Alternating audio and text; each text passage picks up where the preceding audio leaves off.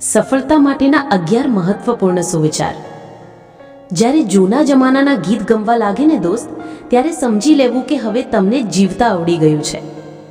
કૂતરાઓથી સાવધાન રહેજો, માણસથી તો તમે રહી નહીં શકો, કેમ કે એ તો ગળે મળીને પણ કરડી જશે. 4 ડગલા ચોરથી, 14 ડગલા નીચથી અને 44 ડગલા ચુગલખોર માણસથી હંમેશા દૂરી બનાવી રાખજો. કોઈના આત્માને એટલું દુઃખ ના પહોંચાડશો કે પરમાત્મા પોતે જ એના પક્ષમાં આવીને ઊભા રહી જાય. પોતાની જાતને વધારે સારી બનાવવા પર ધ્યાન આપો, સારી સાબિત કરવા પર નહીં. તમારો ઉપયોગ કરવાવાળા તો તમારી કિંમત સારી રીતે જાણે છે.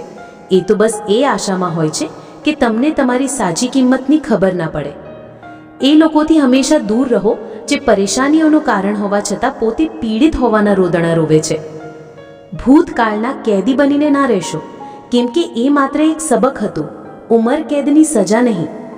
શરૂઆતમાં બધા સારા અને પછી ખરાબ એટલા માટે લાગે છે કેમ કે સમય ધીમે ધીમે બધાનું સત્ય સામે લાવી જ દે છે.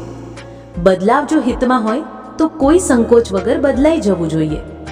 પોતાના હક માટે બેશરમ બનવામાં કંઈ ખોટું નથી, કેમ કે જે લોકો શરમ કરે છે એમનો ફાયદો ઉઠાવવામાં દુનિયા પારંગત છે. જો તમે પોતાને બદલવા જ નથી માંગતા તો તમે જિંદગી પાસે કઈ રીતે આશા રાખી શકો કે એ એક દિવસ બદલાઈ જશે?